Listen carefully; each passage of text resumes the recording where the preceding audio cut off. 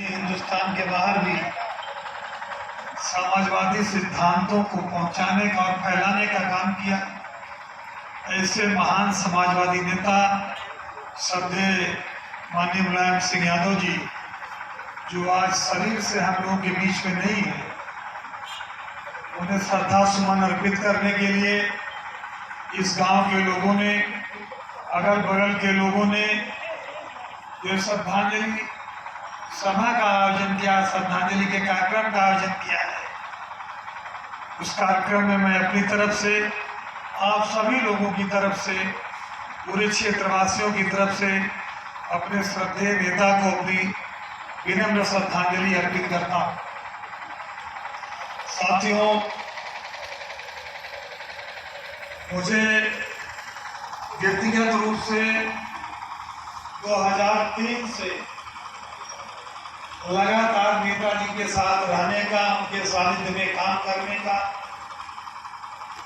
और जब उत्तर प्रदेश के वो मुख्यमंत्री थे उनके साथ मंत्री के रूप में काम करने का, यहाँ तक कि मैं जिस विभाग के राज्य मंत्री था उस विभाग के लोग कैबिनेट मंत्री भी थे, इस रूप में भी काम करने का, मुख्यमंत्री के साथ साथ वो भी उस विभाग के भी कैबिनेट मंत्री थे जिस विभाग में उनके साथ राज्य मंत्री था। बहुत नजदीक से उनके साथ काम करने का मौका मिला, और जब वो नेता विपक्ष बने तभी विधानसभा में उनके साथ मुझे उनके संघर्ष में साथ रहने का मौका मिला।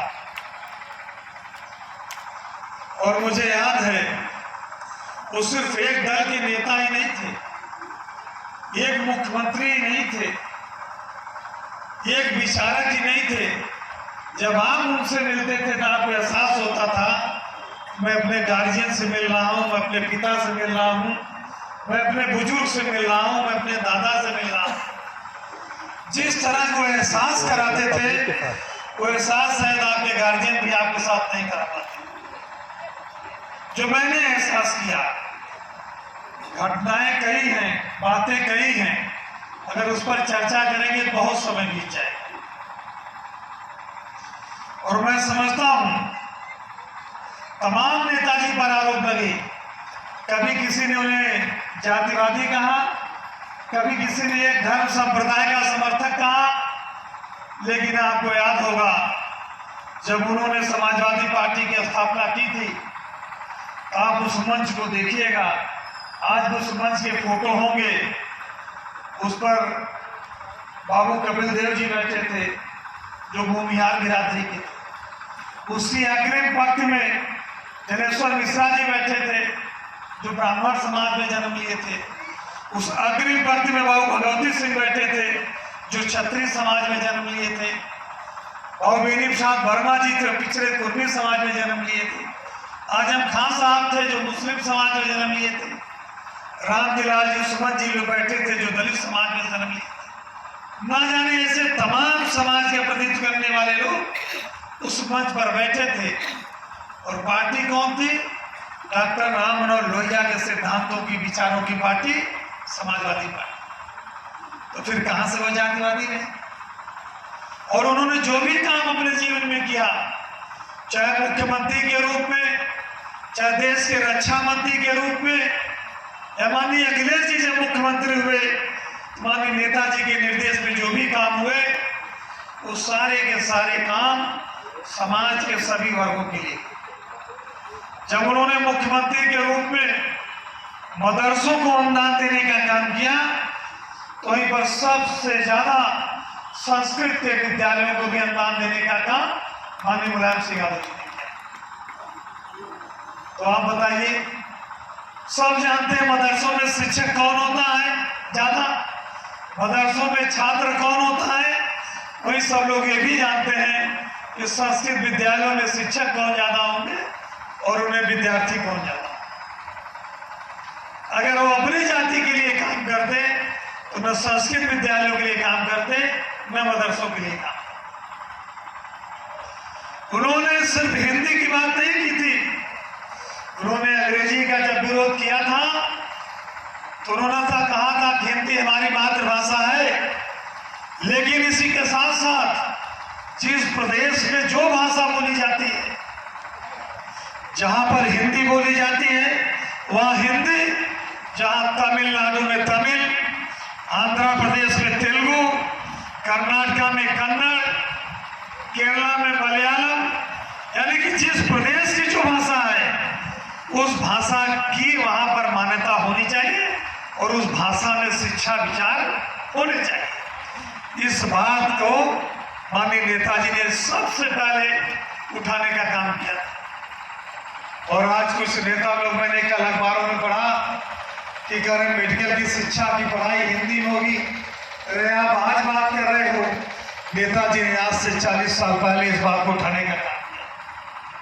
जिस बात को आप 40 साल बाद सोच रहे हो, इस काम की लड़ाई लड़ने का काम 40 साल पहले माननीय श्रद्धेय नेताजी ने किया था। किसानों का सवाल हो, चाहे व्यापारियों का सवाल हो, चाहे विद्यार्थियों का सवाल हो, बेरोजगार नौजवानों का सवाल हो, हमारे तमाम यहाँ अध्यापक बैठे हैं, अध्यापकों का सवाल हो, इन सारे मुद्दों पर अगर देश में सबसे अग्रिम पंक्ति में आकर इनकी बात किसी नेता ने किया था, उस नेता का नाम श्रद्धेय मुलायम सिंह है। अच्छी हो गया। उनके बारे में जो उनकी भावनाएं थी, क्या सैनिक किसी एक जाति का होता है इस देश में? तमाम जाति धर्म मजहब के लोग देश की सुरक्षा के लिए सैनिक हैं। पहले नेताजी जब रक्षा मंत्री हुए थे, उससे पहले तमाम रक्षा मंत्री हुए थे, तमाम रक्षा मंत्री हुए, लेकिन जब आपका सैनिक सीमा पर शहीद होता था तो उसका बैज, उसकी टोपी आती थी और उसी से उसकी श्रद्धांजलि हो, उसके घर में उसका अंतिम क्रियाक्रम हो जाता। जब माननीय नेताजी देश के रक्षा मंत्री हुए तो उन्होंने इस देश के सैनिकों को सम्मान देने के लिए कहा, नहीं, उनकी सिर्फ टोपी और बैज नहीं जाएगा, उनका पार्थिव शरीर भी, शहीदों का पार्थिव शरीर भी ससम्मान उनके घर जाएगा और ससम्मान उनकी अंत्येष्टि होगी और उनके परिवार की जीविका को चलाने के लिए, उनकी विधवा के लिए, उनके बच्चों के लिए, उनके माँ बाप के लिए सरकार इतनी सहायता देने का काम करेगी, उनके परिवार को किसी के सामने हाथ फैलाने का कभी जीवन में जरूरत नहीं। क्या सैनिक किसी एक जाति बिरादरी में होते हैं, एक धर्म मजहब में होते हैं? आज लोग बात करते हैं। आज तो जहां माननीय नेताजी ने सैनिकों को इतना बड़ा सम्मान दिया, और आज की सरकार तो सैनिकों को डेली वेजेस का कर्मचारी बना दे रही है। वो जो अग्निवीर लागू हो गया, बाप बाद में रिटायर हो जाएगा, बेटा 4 साल में रिटायर हो चला है और बिना पेंशन क्या जाए। ये काम माननीय नेताजी ने किया था। तमाम अध्यापक लोग बैठे हैं, पूछिए अध्यापकों के लिए जो काम माननीय नेताजी ने किया वो इस देश के किसी प्रदेश के मुख्यमंत्री ने नहीं किया। व्यापारियों को लिए हम लोगों ने बचपन में, हम लोगों को याद है, हर बाजार के बाहर चुंगी बनी रहती थी, बैरियर लगा रहता था। अगर कोई अपनी साइकिल पर 2 पसेरी 4 पसेरी भी कटोरी लेकर जाता था तो बलपूर्वक उसको रोककर उसकी साइकिल, उससे चुंगी लेकर के तब उसे बाजार में जाने दिया जाता था। जो पुराने लोग होंगे पूछ लीजिएगा, उसे समाप्त करने का काम किसी ने किया तो माननीय नेताजी ने किया। पुराने लोग बैठे होंगे, नए लोगों को नहीं पता होगा, 100 रुपए की अगर सिंचाई बाकी रहती थी, अमीन साहब अगर गांव में आ जाते थे तो गांव का बुजुर्ग दरवाजा पीछे आगे बंद रहता था, खिड़की से कूद के सीमा में भाग जाते थे कि नहीं भागते? क्या अमीन साहब आए पकड़ करके तहसील में ले जाके बंद कर दिया। इसे समाप्त करने का काम किसी ने किया तो माननीय मुलायम सिंह यादव जी। और एक अपने हैंड पाइप का पानी कोई किसी को नहीं पीने देता। माननीय नेताजी ने सिंचाई फ्री कर दी और डेहरी वाले चाहे पूरी नहर कटा लें, एक पैसा नहीं लगता। नहीं तो सिंचाई का पैसा देना पड़ता था कि नहीं देना पड़ता? चाहे नहर की सिंचाई हो, चाहे सरकारी ट्यूबवेल की सिंचाई हो, माफ हो गई थी। माननीय नेताजी ने कहा था कि दोबारा अखिलेश यादव मुख्यमंत्री बनेंगे तो चाहे आप अपने निजी ट्यूबवेल से भी सिंचाई करोगे, उसकी भी बिजली का बिल माफ कर दिया जाए। ये नेताजी की सोच। जब जब नेताजी सरकार में रहे, कभी किसानों को खाद की कमी नहीं पड़ी, बीज की कमी नहीं पड़ी, उन्हें अपने उत्पादन को बेचने के लिए भटकना नहीं पड़ा। जब जब नेताजी मुख्यमंत्री रहे, गन्ने का रेट हमेशा बढ़ाया, गेहूं धान का रेट हमेशा बढ़ाया। जितना भी किसान बेचना चाहा, उसे बेचवाने का काम माननीय नेताजी ने किया। यहीं पर आपकी चीनी मिल थी, 2007 तक सरकार थी, 2007 तक वो चीनी मिल चलती रही। जैसे नेताजी की सरकार 2007 में चली गई, चीनी मिल जो सरकार आई, चूंकि राजनीतिक मंच नहीं, मैं किसी का नाम नहीं लेना चाहता, वो चीनी मिल बिक गई। आज हम लोग जो ये पूरा इलाका गन्ने की खेती कर करके अपनी बहन बेटी की शादी कर लेता था, बच्चों को पढ़ाई करा लेता था, आज लोग मारे मारे लिए। माननीय नेताजी जब पार्लियामेंट के अंदर जाते थे, उनकी वो हैसियत थी इस देश के अंदर, जब पार्लियामेंट में गाड़ी से उतरते थे और सेंट्रल हॉल होते हुए सदन तक जाते थे, तो चाहे लोकसभा का कर्मचारी हो, चाहे लोकसभा का अधिकारी हो, चाहे सुरक्षा अधिकारी हो, चाहे किसी दल का नेता हो, जहां नेताजी पहुंचते थे वहीं अपने स्थान पर खड़ा हो जाता था। ये इस देश में नेताजी का स्थान था। देश के प्रधानमंत्री चले जाएं, गृह मंत्री चले जाएं, तमाम मंत्री चले जाते थे, कोई इधर से उधर मुंह कर लेता था, लेकिन सम्मान के साथ नहीं खड़ा होता था।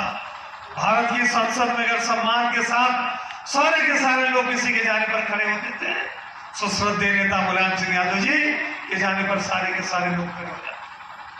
और जब पार्लियामेंट के अंदर वो बोलते थे, तो किसी दल का नेता होता था, चुपचाप उनकी बात को सुनने का काम करता था।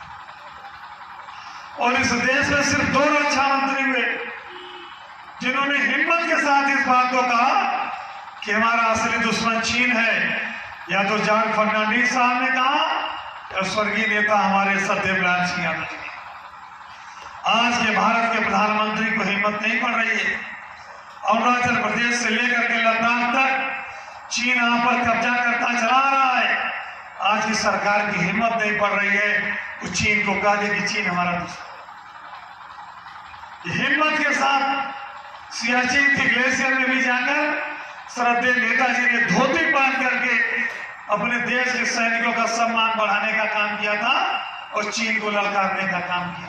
धोती बांधकर, जहां तमाम कपड़े पहन करके लोग जाते, ऐसे हमारे नेता श्रद्धेय मुलायम सिंह यादव, जिन्होंने इस देश की सीमा पर जाकर सैनिकों के हौसलों को बढ़ाने का काम किया था और दुश्मन देश को ललकारने का काम किया था। इस देश में सबसे पहले आरक्षण लागू करने का काम माननीय नेताजी ने किया।